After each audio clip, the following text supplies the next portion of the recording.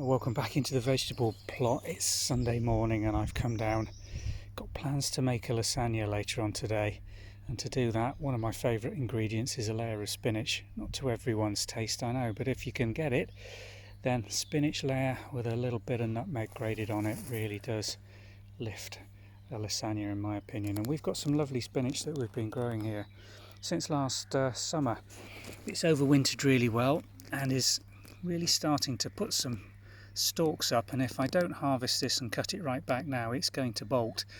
Those stalks that are sort of starting to grow up away from the bases really will come into flower and it will seed, and then it won't produce much more leaf. So we're cutting it quite hard back, as you can see. That's before and that's after. And the best tool I found for doing this is an old bread knife. Serrated knife just goes through these stems really nicely, makes a nice clean cut. And because you're grabbing quite a thick head of spinach at any one time, it's far easier to undercut it with a sharp knife than it is a pair of secateurs or anything else. At the same time, I'm removing this lamb's lettuce now. We tried cutting this down to the base to see if it would reshoot and give us a secondary cut and come again crop, but that didn't work. Just too soft, I'm afraid, and it died out and rotted. So we're removing all that from the salad bed. What we've got left is some of this spice mix that was sown at the end of last season, and that's coming into flower now, the rocket. Still edible though, and there's some nice leaf on that. And that red variegated, not sure what variety it is, it just came in a mixed packet of seeds, but eats really well. Lovely colour in a salad bowl. What I am doing is picking some of these tender shoots out of the spinach to put in my salad picking this morning as well. Here's one of those stalks of spinach, and it's these tips that I'm using for the salad. These leaves I can de-stalk and they'll go into the lasagna, but these little tips really are going to eat perfectly well. They are baby spinach effectively that you've homegrown, and I'm collecting a colander of those which I'm going to mix with these other salad leaves I'm about to pick to make a really nice mixed salad bowl. You can go as large or as big as you like. This is still very tender spinach, and just chopping these up in a salad would be perfectly acceptable, but I've got so much today I don't want to overwhelm the salad with spinach, so most of these I'm just de-stalking, popping into my bowl to go into the kitchen to be washed, and then they'll comprise our lasagna spinach layer later on this morning. Now, in addition to that spinach and the mature overwintered rocket, which is really quite peppery, the first sowings of rocket really now are getting to the stage where we could start harvesting some of these leaves. They're looking a little peppered, as you can see. Things are eating these. Tend to be prone to a little bit of slug damage, particularly on a season like this where it's just so wet. You can see how moist the soil is within this protected bed. I do have to grow these under netting here because we've got so much wildlife visiting this garden.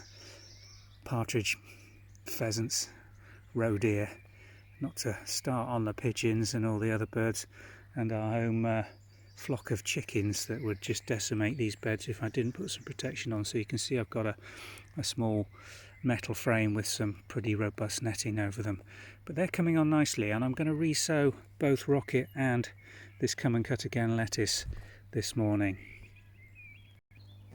Now Phil, our resident digger man, in addition to putting our drains in for the new barn this week, knocked me these up out of the old joists that came out of the old barn as they're dismantling it, and I've moved one into position here to grow these courgettes a little earlier than I'd normally risk putting them out on a garden like this.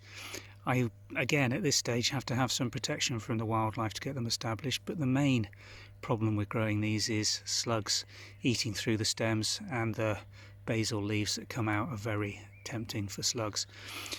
I've got this coal frame, so really substantial piece of work, weighs an awful lot, difficult to move, but I'm going to just put it in position here for the next 2 to 3 weeks, after which time I think it's going to be far too hot for them in here because there's very little ventilation with these double glazed top units.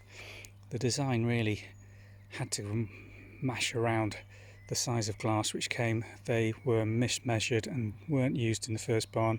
Have been sitting in a skip for 6 months and I was just too tempted not to find some use for them. So we've got a pair of cold frames, this one which I've put onto the soil surface, and a matching one here which I'm going to position somewhere on this gravel just to use as a traditional cold frame to bring pots on.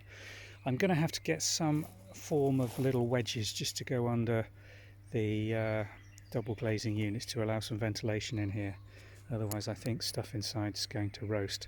But they should give me a little bit of extra protection just that's valuable at this time of year to start hardening things off before planting out. Stuff that, you know, is semi-tender, and if we do get a ground frost over the next week or so, would not be particularly happy being exposed to it.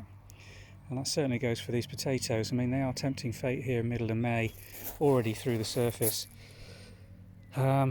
I could earth them up a little bit more at this stage, but this is pretty sheltered, particularly if I leave that cold frame just to the front of them. Could put a little bit of netting over them or some mesh.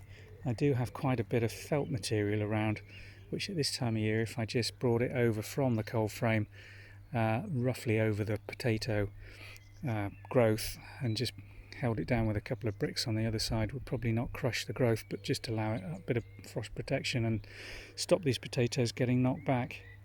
Can't really do the same for these runner beans that I've just put out this morning. Instead of buying canes from the garden centre, I actually braved a barbed wire fence and took my saw into the wood, cut some hazel sticks. They will probably root in and last here for years.